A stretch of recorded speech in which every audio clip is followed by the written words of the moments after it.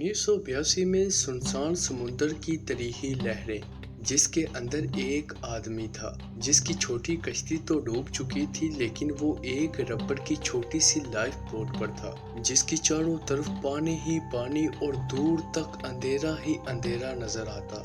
इस आदमी का नाम था स्टीवन कल्हान, जिसने अगले 76 दिन सिर्फ समुद्र पर जिंदा रहकर तारीख रकम की। पूरे टीवी के नाज़रीन, स्टीवन कल्हान एक माहिर मलाह था। इसने फ्रांस से अपनी कश्ती नेपोलियन स्लो पर अकेले सफर करने का फैसला किया। मंजिल थी कैरिबियन।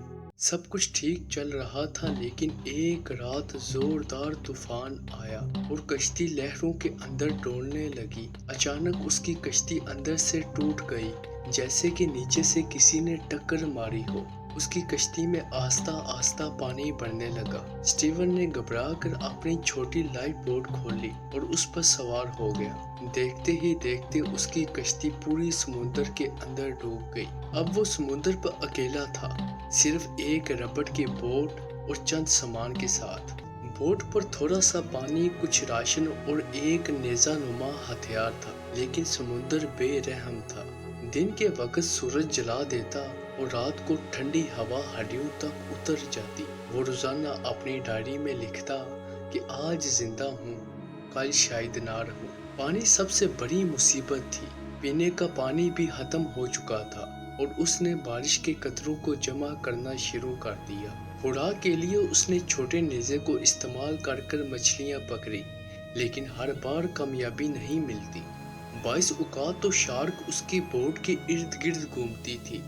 उसने अपनी डायरी में लिखा था कि शार्क मेरी बोट को ऐसे टकराती है जैसे वो मुझे आजमाना चाहती हो। सिर्फ भूख पानी नहीं, बल्कि अकेलापन सबसे बड़ा दुश्मन था। 76 दिन तक उसने इंसान की आवाज तक न सुनी। कभी वो अपने आप से बातें करता, कभी सितारों को देखकर हौसला लेता। एक बार उसने डायरी में लिखा था, समुद्र मुझे मारने पर तुला है, लेकिन मेरा दिल कहता है कि मैं वापस जाऊंगा। बार बार जहाज उसके करीब से गुजर जाते, लेकिन कोई भी उसे देख ना पाता। एक बार तो उसने रॉकेट फायर भी किया, मगर रोशनी खत्म होते ही जहाज आगे निकल गया।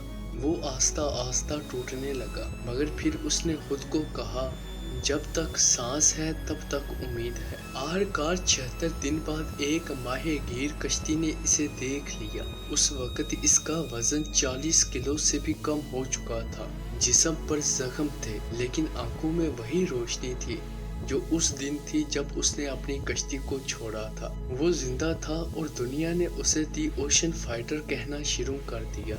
स्टीवन कल्हान की कहानी हमें ये सिखाती है कि अगर हौसला और उम्मीद बाकी है तो दुनिया का सबसे बड़ा समुंदर भी आपको नहीं डुबो सकता। अब दीजिए इजाजत। अभी तक जिसने चैनल को सब्सक्राइब और लाइक नहीं किया, वो चैनल को लाइक और सब्सक्राइब कर दे, और आपके कमेंट का हमें हमेशा की तरह इंतजार रहेगा।